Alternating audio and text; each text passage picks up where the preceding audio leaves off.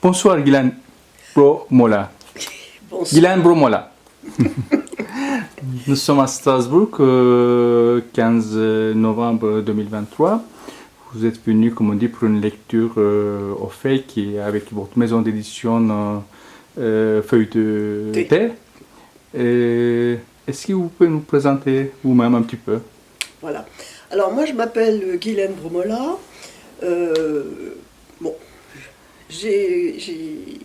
On va dire que j'ai fait des études à la Sorbonne, des études de lettres, puis des études de droit à Paris 2, Assas. Et ça remonte déjà, je n'ose pas dire. En 2005, je me suis dit que j'allais monter une maison d'édition, parce que j'avais toujours eu envie de travailler dans l'édition, mais ce qu'on me proposait, étant donné que j'étais enseignante, on me proposait de l'édition scolaire. Et ça ne m'intéressait pas. Moi, ce qui m'intéresse, c'est plutôt la littérature. Donc en mai 2005, j'ai monté ma maison d'édition avec mes deux enfants.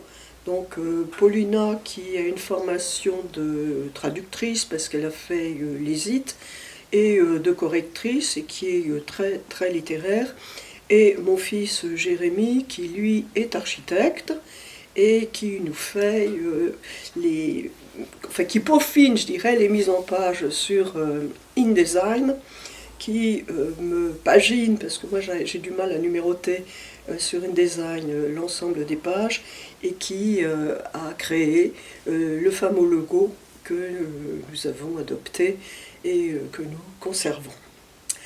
Alors cette maison d'édition, elle avait pour vocation, elle l'a toujours d'ailleurs, d'être généraliste, et donc de publier aussi bien des nouvelles que romans, essais, aphorismes, journal et poésie. Mais afin de participer plus sûrement et plus activement au marché de la poésie de Paris, nous avons effectivement bien développé le domaine poétique, parce que nous sommes à la tête aujourd'hui d'environ 30 recueils de poésie, de poètes divers d'ailleurs, hein, c'est pas les 30 recueils du même poète. La maison a décidé de suivre ses auteurs, qu'ils soient romanciers, novellistes ou poètes, ce qui veut dire que quand l'auteur nous représente un nouveau texte, et si celui-ci nous convient, et si on a aussi les moyens de le faire, eh bien on le fait. Ce qui explique que certains auteurs ont 2 livres chez nous, 5 livres, etc. La maison a été primée. En 2012, nous avons reçu 2 prix. Le prix de l'Académie française pour un recueil de nouvelles, qui étaient des nouvelles dont l'auteur était Catherine Ravelli, qui s'appelle toujours d'ailleurs, Accident voyageur. Et le prix Antonio Vicario, qui est un prix international mais canadien, qui a été donné à Françoise Coulmin, mais sur l'ensemble de son œuvre, pas sur un recueil en particulier. Alors depuis, nous continuons. Toujours en 2012, on a eu un prix local, qui est le prix de la ville de Saint-Orens, pour un recueil de poèmes, oui, tout à fait. Et puis, on continue encore, hein, on saute à 2020, et en 2020, on a reçu le prix Verlaine de la maison de poésie Émile Brémond, qui a été donc attribué à Philippe Pujas. Alors, moi je présente effectivement les livres au prix, et là nous venons d'obtenir en 2023 le prix Louise Labbé, qui était attribué à 2 poètes, dont Bernard Fournier, pour son recueil dit de la pierre. Mais depuis qu'on a eu des prix de l'Académie française, Olivier Rousseau du service des prix de l'Académie française m'envoie un mail tous les ans en me demandant les recueils de mes poètes. Là, j'ai reçu tout à fait récemment un mail lundi me disant qu'il attend les recueils de Daniel Corr, mais si j'en ai d'autres à présenter, surtout que je les envoie. Donc la semaine prochaine, j'irai déposer tout ça à l'Académie française. Alors, être à la tête d'une maison d'édition qui est une petite maison d'édition et qui est une maison d'édition familiale implique qu'il faille se relever les manches. À savoir que nous lisons les textes, nous sélectionnons ceux que nous avons envie de publier, nous écartons les autres. On n'a pas toujours le temps d'ailleurs de répondre aux personnes qui nous envoient leurs textes qu'ils sont écartés, mais enfin ils s'en rendent bien compte eux-mêmes. Et nous faisons quasiment tout. C'est souvent moi qui fais la mise en page sous le logiciel InDesign. Mon fils les retravaille, il retravaille pour savoir si c'est bien cadré, si c'est bien ceci, si c'est bien cela, et paginé. Et la seule mission que je demande à un infographiste, c'est de faire les couvertures, parce que je ne sais pas encore faire les couvertures, mais il faudra bien que j'apprenne. Et voilà. Alors, notre problème, c'est la diffusion, autrement dit, tout ce qui est préalable à la commercialisation, parce que nous travaillons avec quelques librairies qui prennent nos livres. Je vois par exemple à Caen, j'ai donné le monopole à la librairie Guillaume qui se trouve rue Saint-Pierre, et c'est Grégor Diakité qui s'occupe de ça. À Paris, on a plus de mal, mais il faut que j'y retourne, parce que l'écume des pages nous prenait nos recueils de poésie, mais depuis que le responsable du rayon l'écume des pages a changé, d'une fois sur l'autre, il ne me reconnaît plus, il ne sait plus qui je suis, s'il me prenait mes livres, s'il ne les prenait pas, enfin bref, ça devient un peu compliqué. Alors comme en février, j'ai rencontré Isolato, les éditions Isolato, et en particulier Frédéric Jaffrenoux, qui lui a une librairie à Nancy. Et d'ailleurs, gentiment, un jour j'étais passée à Nancy et il avait fait une petite vitrine, La Feuille de Thé, ce qui est quand même très sympathique. Et puis il m'a donné le nom du directeur, mais j'avoue que depuis le temps, on a eu des problèmes qui étaient des problèmes personnels qui ont pris tout notre temps et j'ai pas eu le temps de l'appeler. Bon, maintenant il faut que je le fasse, les problèmes personnels commencent à un peu s'atténuer. Alors, il y a une chose quand même que j'ai oublié de dire, c'est que cette maison s'appelle La Feuille de Thé. Alors, tout le monde me pose la question, pourquoi ça s'appelle La Feuille de Thé? Alors, cette maison est située en Normandie, dans le Pays d'Auge, dans un petit village qui s'appelle Beaufort-Druval. Et ce village se trouve derrière la Côte-Fleurie. Autrement dit, on est à 18 km de Deauville, 15 km d'Oulgat, 17 de Cabourg. Et là, j'avais un salon de thé, qui s'appelait d'ailleurs Les Puces Gourmandes. Et ce salon de thé n'existe plus, mais je l'ai quand même tenu pendant presque 30 ans. Et dans ce salon de thé, on organisait des rencontres littéraires. Alors ces rencontres littéraires, c'était soit autour d'un auteur qu'on recevait, on présentait son œuvre, soit sur une thématique particulière. Donc comme ça, si vous voulez, on a visité des villes comme Lisbonne à travers la littérature portugaise. On a visité New York à travers la littérature qui n'était pas que américaine. Bref, et du coup, de fil en aiguille, puisqu'on adorait la littérature, on a créé cette maison d'édition, on a fait un brainstorming familial, on a donné plusieurs noms, je ne voulais pas que ça s'appelle de notre nom de famille, parce que nous ne sommes pas les Gallimard, on ne sera jamais les Gallimard, et on est tombé sur La Feuille de Thé, et tout le monde a dit « c'est ça ». Alors, adopté. nous avons adopté la feuille de thé.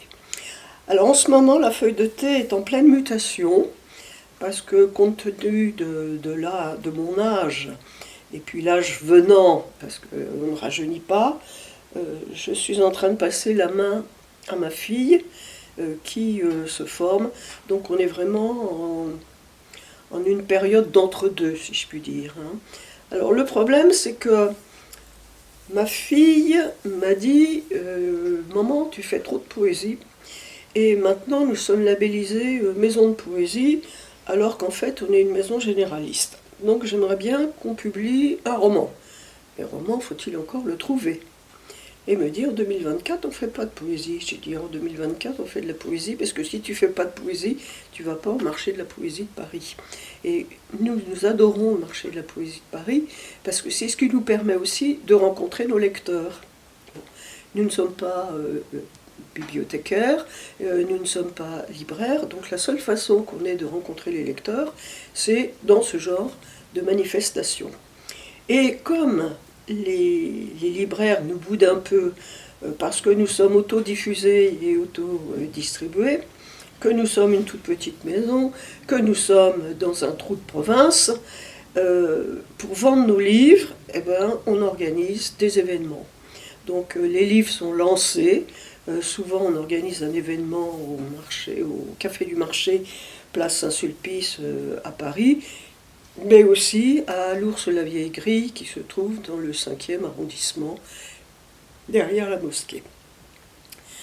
Alors, hier soir, nous étions invités par Pierre-Louis Houston, c'est ça,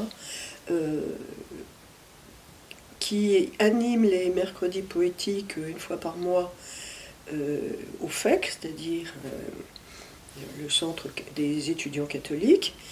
Et il avait invité Spyros Tsofilis, qui vit à Strasbourg, et avait dit à Spyros, invite un autre poète. Et du coup, Spyros avait invité Bernard Fournier et Daniel Corr. Et Bernard Fournier, qui vient donc d'obtenir le prix Louise Labbé 2023. Ça a été une soirée fabuleuse, c'était très sympathique, et il y avait énormément de monde. C'était une bonne surprise. Je crois que vous recevez, comme dit, chaque jour des manuscrits pour la publication. Et comment vous choisissez vos livres parmi... Ben, on lit. Tout. Pas tout.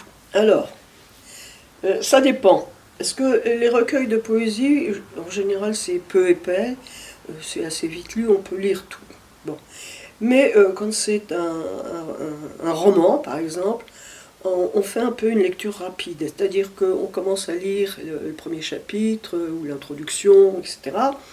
Moi, tout de suite après, je vais lire le dernier pour voir si la rédaction se tient toujours, c'est bien la même. Et puis, on pignoche comme ça. On voit si ça nous intéresse ou si ça ne nous intéresse pas. Bon. Donc moi, j'ai que trois romans, oui, dont un roman que j'ai beaucoup de mal à vendre, qui s'appelle Les magnifiques mensonges de Madeleine Béjart. Et en fait, la grande question, c'est de savoir si Jean-Baptiste Poquelin serait devenu Molière s'il n'avait rencontré Madeleine Béjart.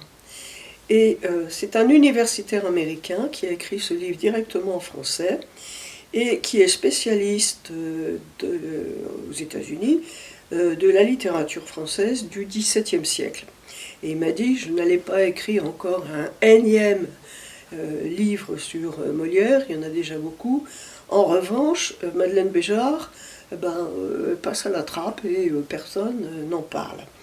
Et ce livre, qui est un livre qui fait quand même presque 300 pages, il est très intéressant et il reconstitue bien le climat de l'époque, Paris qui était très sale, avec les rues qui étaient étroites, les égouts qui passaient au milieu de la rue, etc. Mais pourquoi j'ai du mal à le vendre? Je crois savoir. Les Français ne supportent pas qu'on puisse parler d'un des leurs en étant américain. On a déjà eu le même problème il y a 25-30 ans avec un Américain qui avait écrit sur la guerre en France, et en particulier, non pas la résistance, mais le contraire, c'est-à-dire les gens qui avaient, comment on appelle ça, qui avaient collaboré, les collaborateurs. Et maintenant, on monte au pinacle en disant ah oui, c'est un ouvrage de référence, c'est extraordinaire. Alors je me dis que Madeleine Béjart a peut-être des chances. Il faut qu'on garde le livre 30 ans. Et c'est vos livres aussi une qualité exceptionnelle. Donc, est-ce que vous pouvez parler un petit peu De l'objet? Oui, c'est ça. Alors, moi j'ai 2 catégories, enfin j'ai même 3 catégories. Même on peut montrer s'il y en a ici, si vous en avez quelques exemples. Là. Il y en a un, mais il est là-haut. D'accord. Il n'y en a plus ici, on a tout vendu. Ah oui, d'accord. Il m'en reste juste un, Oui. il est là-haut. Mais je vous le montrerai tout à l'heure. Mm. Alors, au départ, mes livres étaient faits au plomb. Je travaillais avec une entreprise qui travaillait le plomb. Bon. Alors c'est magnifique, ça donne une netteté sur le texte qui est extraordinaire. Alors évidemment, on ne peut pas faire la typographie au plomb sur un papier qui est un papier trop léger. Donc on prend des papiers qui sont souvent des papiers de 120 grammes. Et moi je suis très attentive à la qualité du papier et aussi à la façon dont le livre est fait. Bon, le livre au plomb, ça revient maintenant extrêmement cher parce que tout est fait dans l'imprimerie, de la composition jusqu'au produit fini. Bon. Et je fais imprimer. Alors maintenant, on envoie des fichiers en fait en Bulgarie, à Belgrade, et c'est Pulsio qui nous imprime nos livres. Mais je fais très attention à la façon dont les livres sont faits, à savoir que les feuillets doivent être cousus et non pas collés, que le papier, je prends toujours un papier qui est un papier un peu ivoire, mais pas du blanc pur, et avec une certaine épaisseur. Et compte tenu des prix du papier, on a été obligé de changer, si vous voulez, le type de papier. Mais moi, j'exige toujours qu'il y ait cette épaisseur de papier. Je dis au moins du 120 grammes, pas en dessous. Et chaque livre, c'est comme dit, vous imprimez combien d'exemplaires, par exemple? Alors au départ, j'imprimais, alors ça dépendait des titres. Il y a des titres que j'ai fait à 500 exemplaires. Ensuite, quand j'ai demandé des subventions à la région pour des livres de poésie, ils exigeaient 300 exemplaires, ce qui est beaucoup pour un recueil de poésie. Maintenant, c'est 200, donc je tire à 200. Mais je vois par exemple le livre de Bernard, dit de la Pierre, qui a obtenu le prix Louise Labbé. J'en avais plus, donc j'ai fait faire un retirage de 100 exemplaires. Donc ça fait 300 au total. Mais j'ai pas eu de subvention pour celui-là. J'ai pas demandé. J'ai pas demandé pour une raison très simple. C'est que j'ai envoyé le contrat en février à Bernard en lui demandant de le lire, de le signer, de me le renvoyer par retour du courrier. Eh ben, je l'attends toujours. C'est un message pour Bernard. Un message pour Bernard. Mais Bernard sait très bien qu'il a un contrat parce que je verse des avaloirs, donc ça c'est sûr, c'est sûr. Voilà. Et pourquoi la poésie? Alors la poésie, c'est un goût personnel. Moi j'adore la poésie. J'ai lu beaucoup de poésie. Et puis je vais vous raconter une petite histoire. Quand on était enfant, nos oncles et tantes nous faisaient des cadeaux pour Noël. Et je me souviens d'une sœur aînée de mon père qui avait téléphoné à maman et qui avait dit « Mais qu'est-ce que les enfants veulent pour Noël ?» Et pour Noël, j'avais demandé une petite anthologie pour les jeunes de poésie. Bon. Alors maman a dit ça à ma tante.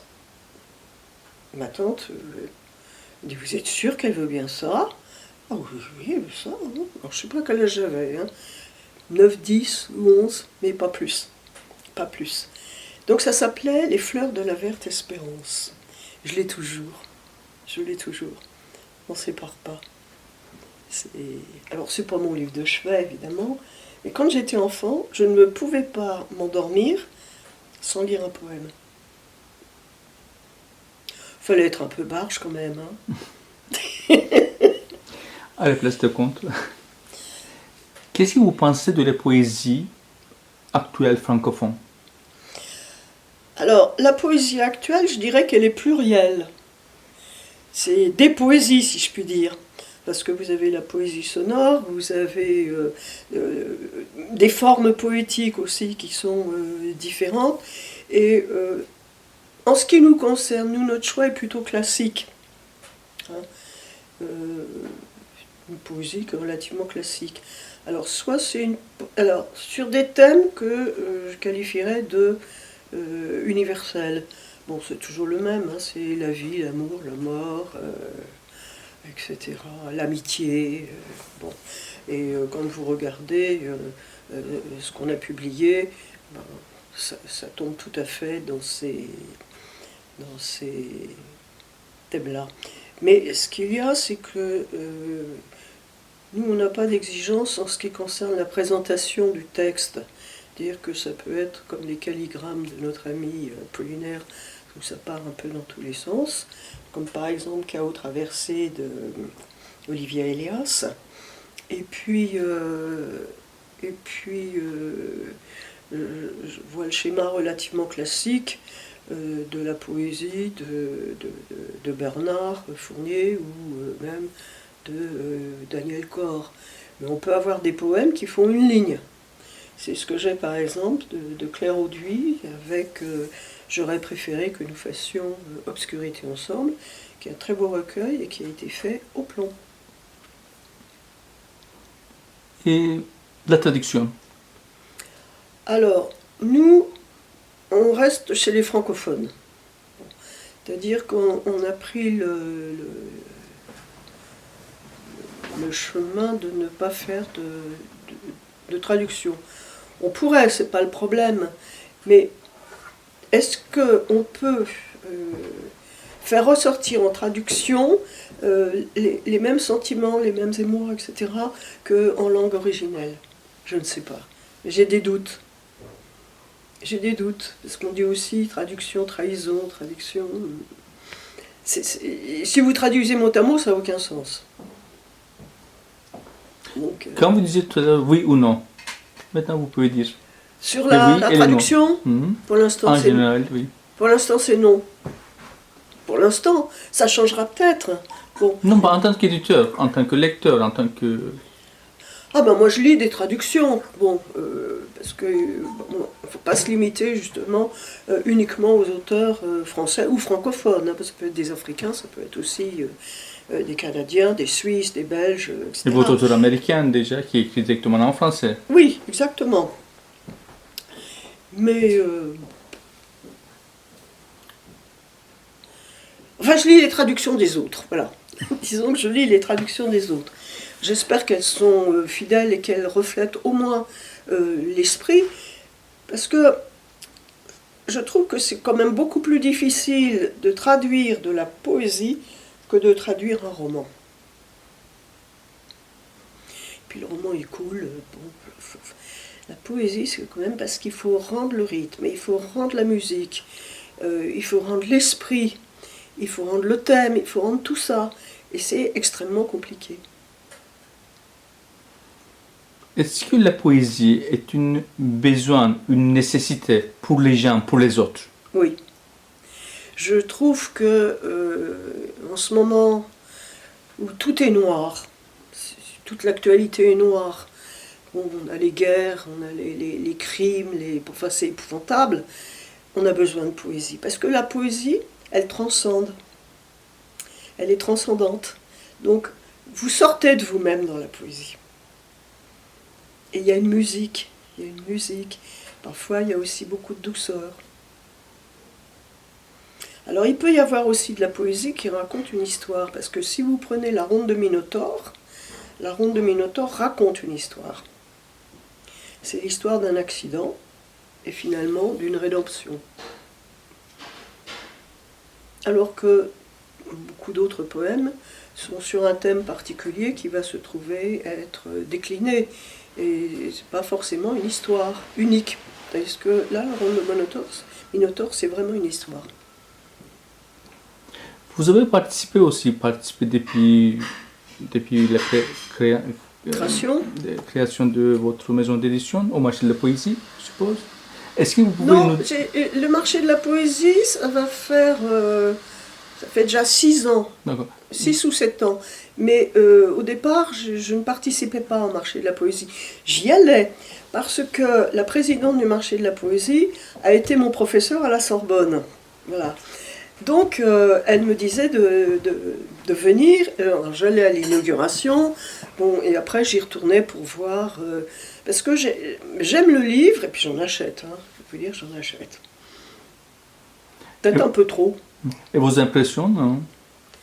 Marché de la poésie, je trouve que c'est génial le marché de la poésie, parce que justement vous avez toutes les formes de poésie possibles en France, enfin du moins chez les exposants qui sont là. Bon. Et puis, alors, tout à l'heure je parlais aussi d'un troisième volet, qui est le livre d'artiste. Alors le livre d'artiste, c'est un marché tout à fait particulier, c'est un peu ma danseuse, si je puis dire. Ce sont des livres qui rentrent dans le cadre plutôt de la bibliophilie. Et ce sont des livres qui sont faits en relation, si vous voulez, un poète et un artiste. Donc ça peut être un peintre, ça peut être un graveur, ça peut être tout ce que vous pouvez imaginer. Moi j'ai l'habitude de travailler avec un peintre qui s'appelle Pierre Zanzucchi, avec lequel j'ai déjà réalisé plusieurs recueil, mais j'ai travaillé aussi avec Maria Desmé et avec Valérie Honard sur les gravures de Aymon, sur un poème de Bernard Fournier. Alors ce qu'il faut savoir, c'est que en matière de livres d'artistes, c'est une osmose complète entre le poète, l'artiste et l'éditeur. C'est-à-dire que c'est pas 3 personnes, mais c'est un, qui font qu'un. C'est la Trinité, quoi. La Trinité. Bon. Et la différence entre un livre d'artiste et un livre illustré, c'est que l'artiste lit l'ensemble des poèmes et c'est, comment dirais-je, la résultante artistique, c'est ce que ça lui inspire. Tandis que si c'est de l'illustration et que le poème parle d'une fleur, d'un arbre ou de je ne sais quoi, eh ben, l'illustration, ça sera la fleur, l'arbre, le petit bateau ou je sais pas quoi. Bon, alors que là, c'est pas du tout ça. Et alors Pierre Zanzucchi, lui, il travaille à l'aquarelle et très souvent, ce sont des coups de pinceau comme ça qui suggèrent plus qu'ils ne montrent. C'est très beau. Et c'est le feuille de thé. Ils font des livres d'artistes aussi. Oui. Oui. Oui, oui. Et comment vous faites, par exemple, conserver au niveau de bibliothèque pour une accessibilité ultime, peut-être? Alors, c'est très compliqué, moi. Ou bien ça reste seulement comme chez les bibliophiles? Encore une autre chose. Ben, les bibliothèques ont des livres d'artistes et achètent des livres d'artistes. Alors, jusqu'à présent, je passais par une de mes amies qui était un peu spécialiste du livre d'artiste et qui le proposait elle-même aux bibliothèques. Elle m'en a vendu d'ailleurs. Mais elle est venue me voir la semaine dernière, vendredi, et elle me dit « j'arrête ». Aïe. Donc il faut que je trouve quelqu'un d'autre qui aille proposer les livres d'artistes dans les bibliothèques. Alors vous avez certaines bibliothèques qui ont des fonds. Elle a travaillé avec la bibliothèque de Boulogne-sur-Seine, la bibliothèque Forney à Paris, la bibliothèque de Caen, à Caen, voilà. Et puis donc elle faisait un peu un petit tour de France avec ses livres d'artistes. Donc elle n'avait pas que les miens, parce que c'est pas les miens qui lui permettaient de gagner sa vie, hein. Mais elle avait aussi d'autres maisons qui lui confiaient les livres d'artistes. Mais vous avez un salon qui est un salon spécifique du livre d'artistes qui s'appelle le salon Page et qui a lieu en général le dernier week-end de novembre. Est-ce qu'on ne peut pas penser, par exemple, toujours garder un exemplaire de livres d'artistes et déposer, comme on dit, par exemple, aux Bibliothèques nationales de la France, par exemple. Ça peut être intéressant, je sais pas ce que Alors en principe, les bibliothèques elles me l'achètent, mais la Bibliothèque nationale de France, il faut lui donner. Oui, non, mais c'est Alors, un exemplaire, c'est pas... non, mais ah bah oui, mais vous savez, ça revient très cher, hein. Oui, mais c'est l'accessibilité de cette œuvre-là, Voilà. au moins, comme dit, garder quelque part, ça peut être... Parce que je parlais de livres au plomb, les livres d'artistes, certains sont faits au plomb. J'en ai au moins 3 qui sont faits au plomb. Bon, faire un livre d'artiste au plomb, je peux vous dire que le typographe, il m'envoie la facture, elle est souvent un peu élevée, hein. Bon, on fait un effort. Après, il faut payer le... Alors, en général, quand on vend un livre, on divise en 3. C'est-à-dire qu'il y a un tiers pour l'auteur, le poète, un tiers pour l'artiste et un tiers pour la maison. Ce qui fait aussi que c'est assez cher. Mais d'autre part, si vous bradez les livres d'artistes, va vous casser le marché. Pourquoi ? Bah parce qu'on se dit, alors les gens regardent les livres d'artistes des autres maisons en disant mais pourquoi lui il vend ça 2000 € et vous allez vendre ça 500. Alors vous ne faites pas que des amis. Oui. Bon. Alors déjà j'ai un ami qui fait des livres d'artistes et que j'aime beaucoup. Je lui ai montré mes livres d'artistes l'année dernière, il m'a dit combien tu vends ça? Alors je lui ai dit le prix, il me dit mais t'es folle. Ah bon? Ben oui, il faut que tu le vendes au moins ça. Ah bon, très bien. Bon, à la limite, on préfère baisser le prix et puis vendre que d'avoir un prix très haut et puis garder ça dans nos placards. Il y a un choix cornélien à faire. Cornélien. Mais, Vous étiez à 7 aussi. oui. Est-ce que vous pouvez dire quelque chose, vos impressions Alors, nous, c'était notre première année à 7. Alors, 2023. Oui, c'était la première fois. Là, en 2023, on est descendu à 7. On n'était pas très bien placé parce qu'on était sur un coin et que juste devant nous, il y avait l'espèce de café. Alors, c'était très sympa, mais les gens faisaient le tour de la table, mais ils ne faisaient pas le retour. Bon. On a quand même eu des gens, hein, faut pas qu'on dise ça. Moi, j'ai trouvé ça très sympa. J'ai trouvé qu'il y avait des animations qui étaient des animations intéressantes, des lectures aussi, on découvre des choses. Et ce qui est intéressant aussi, c'est de se promener dans les stands et puis voir nos collègues. Certains sont des copains. Hein. Moi j'aime beaucoup ce que fait par exemple Apérion. Je ne sais pas si vous connaissez Apérion.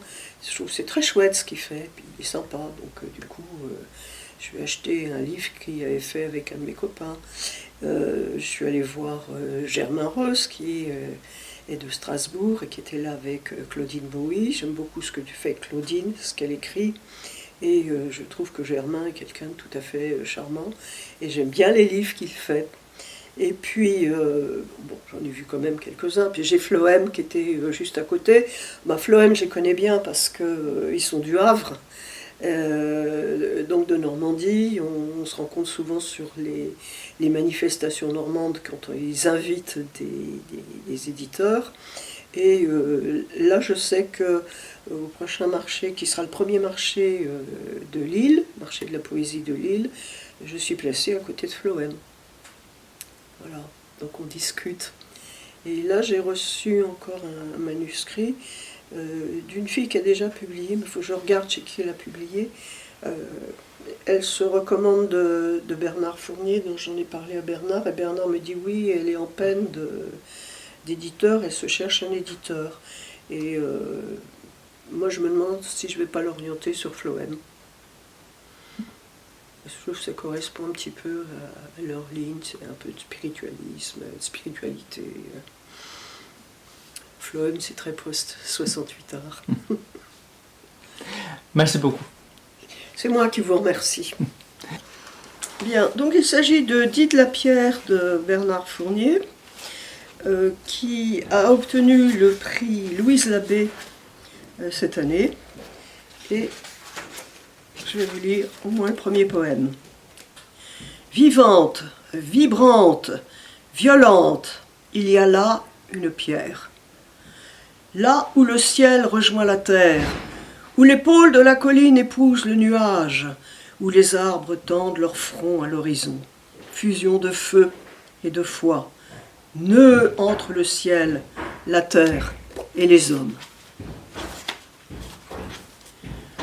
Là où s'impose une ligne qui dépasse l'horizon, d'où partent les migrations, où rêvent les renards, où s'enfoncent les racines, les vers, les taupes, où s'inspirent les oiseaux, où l'on entend les murmures de la mer, où la terre entretient avec le ciel des silences séculaires, où se croisent les vents, où vivent des voix. Il y a là une pierre, couchée, solitaire, et qui rêve depuis l'aube des temps, battue, secouée de tremblements, de glissements, de gisements, roulée, cognée, brisée, formée, déformée, reformée, aux plaintes tectoniques. Il y a là une pierre non pareille, une pierre seule, immense, pleine de sa mémoire noire, enfouie dans l'humus, une pierre inouïe.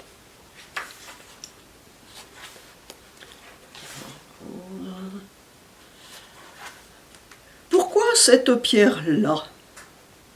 Est-elle plus longue, plus lourde, plus massive, plus noire que les autres? Pourquoi ce champ, ce bois, ce bosquet?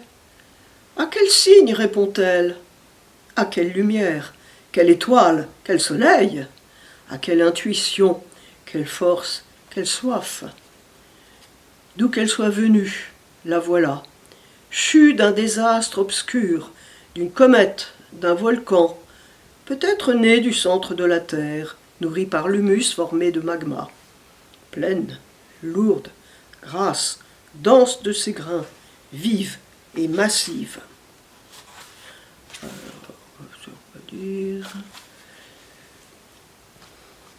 C'était le solstice, c'était l'hiver, c'était le printemps.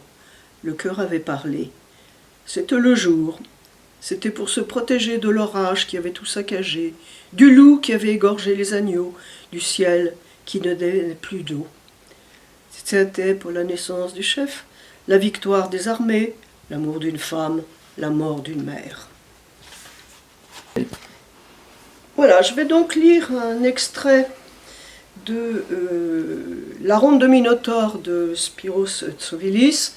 Donc Spyros Tsouvilis est un poète qui est né à Paris de parents grecs, donc il est franco-grec, et il lui est arrivé un malheur épouvantable, c'est que en promenade à Bruxelles, il a été renversé par une voiture et son fils et lui a été quasiment laissés pour morts sur le bord du trottoir. Et emmené à l'hôpital, il se trouvait dans 2 hôpitaux, un à chaque bout de Bruxelles. Bon. Ils sont restés 3 mois, je crois, à l'hôpital. Et le résultat, c'est qu'ils ont chacun été amputés d'une jambe et que donc la perte de cette jambe a été compensée par une prothèse. Tout ce qu'il comptait d'amis étaient venus le voir aux soins intensifs, prêts tous à le suivre jusqu'à ses derniers retranchements. Son ami le plus proche lui rapportait chaque soir après le travail, avec une constance et une fidélité sans faille, un cornet composé des plus beaux poèmes et sonnets de la saison. Quelques semaines plus tard, son petit lui dit au téléphone « Papa, lorsque tu ne seras plus mort, viendras-tu me voir ?»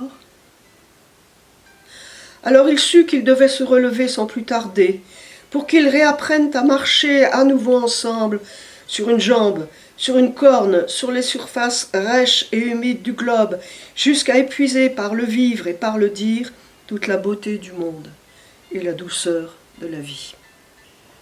Alors je vais lire un poème qui est extrait du recueil Nyctoparorite. Les nyctoparorites, ce sont ces gens qui marchent et errent la nuit, et pour certains qui confondent le jour et la nuit. Donc ce poème s'appelle Muse, Méduse. Les contractions durèrent toute la nuit, quand enfin j'accouchai de toi qui me souris, comme une photo en noir et blanc. Comment te nommer? À présent que tu aimes et crains, tu demandes si le monde rêve encore lorsqu'on le prive d'espoir, et comment pourront-elles prospérer dans la nécessité les jeunes pousses de la liberté? Tu t'es empressé d'apprendre ce que disent les premières feuilles de nuit. Parlent-elles de toi? Diront-elles que tu as recouvert une cité de caresses avec tes adroits doigts de rose? Que tu as libéré la neige? Diront-elles, la muse, qu'elles portèrent en leur sein pour apprendre à vivre l'amour généreux? Parleront-elles de la mère clémente et hospitalière avec même avec le dernier misanthrope? Parleront-elles de ces rayons de midi qui les suppliciaient de désir? Les titres scandent, ici et là, alarment dans les lits et les temples. Saisissez-vous d'elle, ordonne-t-il, ne la laissez pas poser sur qui que ce soit son regard que nul ne caresse, ses yeux de détresse. Elle fut violée, elle a soif de violence. Égorgez la méduse. Et nous tînmes serrer le butin du mythe. Merci beaucoup. C'est moi qui vous remercie. Donc, extrait toujours des Nyctoparorites, un poème qui s'intitule Mère. Les mères entrent dans la nuit sans violence. Celle qui fit naître ce foyer erre aujourd'hui hors de lui par une mer immobile, sous la poussière des astres, loin des paupières de l'âtre, ses yeux ne brillent plus. Celle qui donna le sein et la caresse, dont le sourire nourrissait la lumière et la terre entière, est aujourd'hui tarie de paroles. Elle dont le chant charmait les plus insensibles, monstres et fantômes, quand le récit encourageait à agir même les plus dociles et les plus démunis, aujourd'hui ne sait plus se forger une phrase, entonner le début d'une mélodie. Son esprit arpente depuis quelque temps déjà les sentiers sans trace où nul ne peut la suivre et dont nul ne revient. Celle qui était l'âme de la ronde, qui menait la première toutes les danses, qui changeait dans la nuit 3 fois de lit, ne sait plus faire le lien, ni par où avance le corps, ni comment se meuvent les mains et les jambes pour signifier autre chose que le temps qui meurt. Nous recueillons encore l'essence de sa vie dans le calice de ses mains, tremblantes, rudesse des jours, privation de l'école, perte du père, avanie des proches et des hautains, amour reçu chiche comme dans un livre de contes. Vivante, elle est plus que jamais le négatif de notre âme et des tourments de notre époque. Elle dit ce que et comment nous nous aimons, si nous en sommes encore capables. Alors, ce poème, qui est aussi extrait du recueil Nyctoparorite, porte pour titre « Toi et le vide ». Je pense à toi chaque seconde. Chaque minute, l'air est chargé de ton absence et de ton parfum, ensemble et alternativement, figurant ce que fut pour le monde depuis toujours cette nécessité de composer avec la matière et le vide. Rien de plus. Merci.